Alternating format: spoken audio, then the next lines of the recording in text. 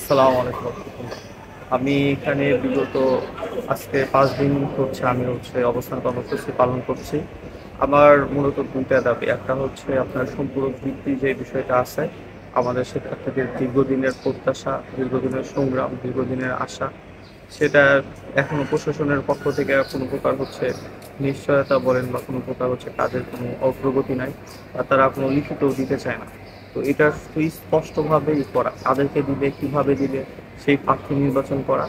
এবং দ্বিতীয়ত হলো আপনার যোগসুর রোডম্যাপ ঘোষণা করা।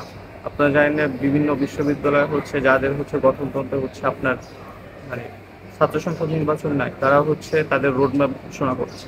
আপনার কবি নজরুল ইসলাম বিশ্ববিদ্যালয়, তারপরে আপনার বেগম রোকেয়া বিশ্ববিদ্যালয়। কিন্তু আমরা দীর্ঘদিন ধরে আন্দোলন করলেও এই বিষয়ে আমাদের প্রশাসন খুব একটা পদক্ষেপ তাদেরকে নিতে দেখা যায়নি।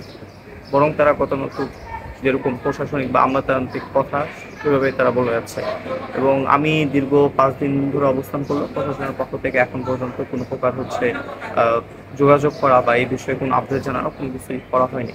এবং আপনার শুধু এইগুলো না, আমাদের প্রশাসনের এরকম যদি দেখা যায়, ম্যাক্সিমাম কাজই ওনাদের কোনো প্রকার কোনো দায়িত্বশীলতার পরিচয় পাওয়া যায় না। আপনারা জানেন যে আমাদের ক্যান্টিন থেকে শুরু করে বাংলাদেশের অন্যান্য বিশ্ববিদ্যালয়ের ন্যূন পরিমাণ একজন শিক্ষার্থী যেই সুযোগ সুবিধা পায়, আমাদের বিশ্ববিদ্যালয়ে সেই সুযোগ সুবিধাও পায় না। আমাদের বিশ্ববিদ্যালয়ে দেখা যাচ্ছে ৯০ থেকে ৯৫% শিক্ষার্থী সকালবেলা খাবারই খেতে পারে না। তাদের অর্থনৈতিক সমস্যা, মানসিক সমস্যা, থাকার সমস্যা, ফ্যাসিলিটির সমস্যা, সবগুলো সমস্যা নিয়েই চলতে হয়। কিন্তু আমরা প্রশাসন বিশ্ববিদ্যালয় থেকে আন্দোলন করেছিলাম যে নিজেদের প্রশাসন নিয়োগ দেওয়ার জন্য। আমরা ভেবেছিলাম হয়তো নিজেদের প্রশাসন আসলে আমাদের এই দুর্দশা, আমাদের এগুলো তারা বুঝতে পারবে এবং এই বিষয়ে পদক্ষেপ নেবে। কিন্তু দুঃখজনক হলেও সত্য, আমাদের প্রশাসন কখনো আমাদের গ্রহণ করতে পারে নাই। তাদের কথার মধ্যে উদ্ধতা, অহংকার এবং শিক্ষার্থীদেরকে ছোট করে দেখার প্রবণতাই সবচেয়ে বেশি দেখা গিয়েছে।